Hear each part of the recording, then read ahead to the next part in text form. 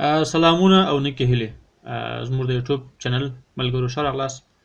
نن درته په دې باندې بحث کوم چې څنګه وکولای شو په یوټیوب کې د ویډیو ټیکس راکاپي کړو. ټیکس په د ویډیو یا په یوټیوب کې څه رول لري.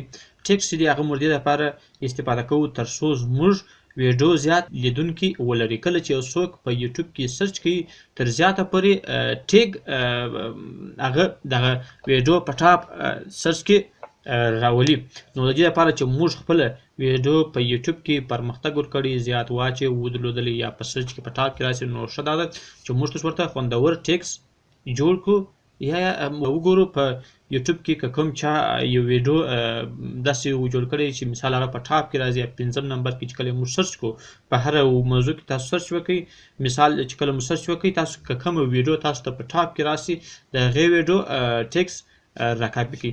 ملګرو په دې معنا چې ټیک د یوټیوب د ویډیو په واچ کې زیات رول لري. نو راځم د دغه ویډیو چې څنګه کولی شو چې زوم په موبایل کې استفاده کو د دې ټیکس راکاپي کړم.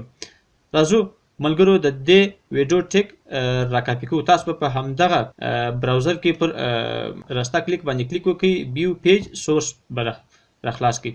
کله چې تاسو بیو سورس راخلاص کړئ دلته به تاسو ته د صفحې سورس کود وښیي. سورس کود دا هغه کود دی چې HTML او CSS څخه جوړ دی. دا چې صفحه باندې نو په دې صفحه کې پر کنټرول F باندې کلیک کوو تر څو موږ ته سرچ هغه راخلاص کړي. په دې کې لیکو کیورډز. کیورډ مو ولیکل، ګورو چې کیورډ موږ ته چې په لاس باندې راکوي دا کیورډ کانټینټ. دا چې کوم کانټینټ دی همدغه د ویډیو ټیک دی. دا ټول زه راکاپي کوم، پښتو او انګلیش دواړه سره مختلط دي. کنټرول C چې کله مې کنټرول C کړه راځم نوټ پیډ راخلاصوم، ډېر ساده نوټ پیډ مې خلاص کړي. په دې ځای کې راته پیسټوم، ګورم چې کم ټیکس زما خوښ دی. د هر ټیک ترمنځ یوه کامه ده.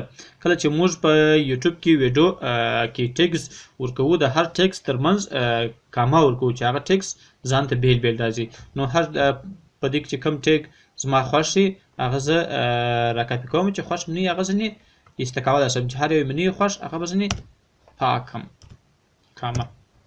نو ملګرو هیله ده چې زموږ د ویډیو څخه ښه استفاده وکړئ. د کوم چیرې ویډیو خوښ شي د لایک سپینه بټن ووهئ او همدا ډول یوټیوب چینل سره سبسکرایب کړئ او د نورو ملګرو سره شریک کړئ.